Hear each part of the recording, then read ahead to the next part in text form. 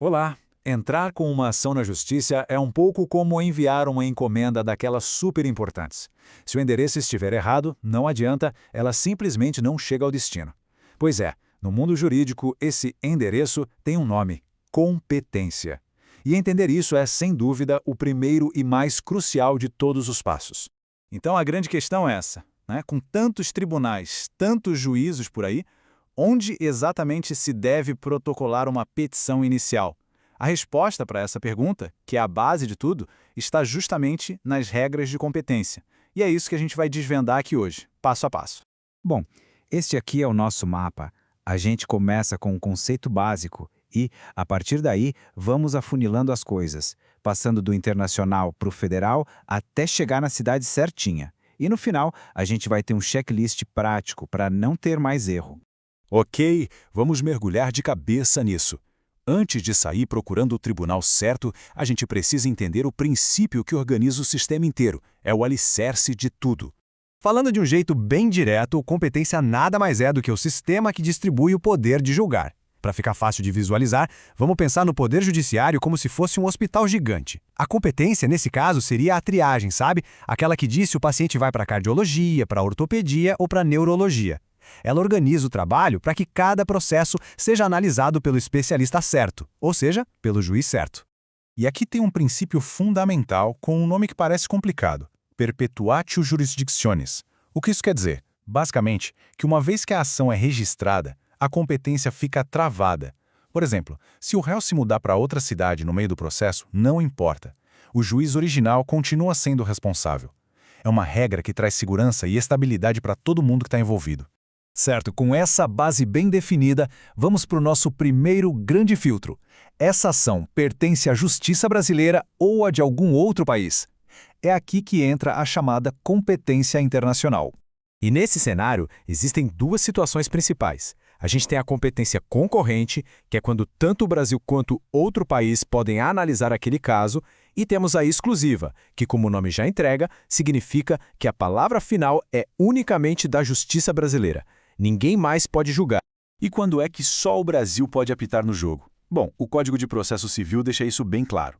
Se a discussão envolve um imóvel que fica aqui, ou se é uma partilha de herança com bens em território nacional, ou até um divórcio que vai dividir propriedades que estão no Brasil, aí não tem conversa. A competência é exclusivamente nossa. O que manda aqui é a localização física dos bens.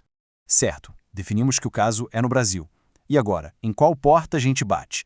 Na da Justiça Federal ou na da Justiça Estadual? Essa é a nossa segunda etapa de filtragem. A regra aqui é definida por quem está no processo. É bem simples. Se a União, uma autarquia federal como o INSS ou uma empresa pública federal como a Caixa Econômica, por exemplo, for autora, ré ou tiver algum interesse direto na causa, o caso vai direto para a Justiça Federal. A competência aqui é definida em razão da pessoa. E isso é tão sério que o Superior Tribunal de Justiça, o STJ, tem essa súmula que diz basicamente o seguinte: é a própria Justiça Federal que bate o martelo para dizer se existe ou não interesse de uma ente federal no processo. Ou seja, ela mesma define a sua própria competência. Então, o ponto-chave é este. Se o caso não envolve um ente federal e também não se encaixa nas justiças especializadas, como a do trabalho ou a eleitoral, para onde ele vai? Para a Justiça Estadual. Ela funciona como a grande competência residual, sabe? Ela abraça a imensa maioria dos conflitos do nosso dia a dia. Beleza, a gente já sabe se o caso é federal ou estadual. Ótimo. Agora o funil aperta mais um pouco. Precisamos encontrar a cidade ou a região correta, o que no direito a gente chama de foro ou comarca. A regra principal aqui é bem intuitiva e tem um motivo: facilitar a defesa de quem está sendo processado. Por padrão, a ação tem que ser proposta na cidade onde o réu mora. Simples assim. Essa é a base para a gente definir a competência territorial.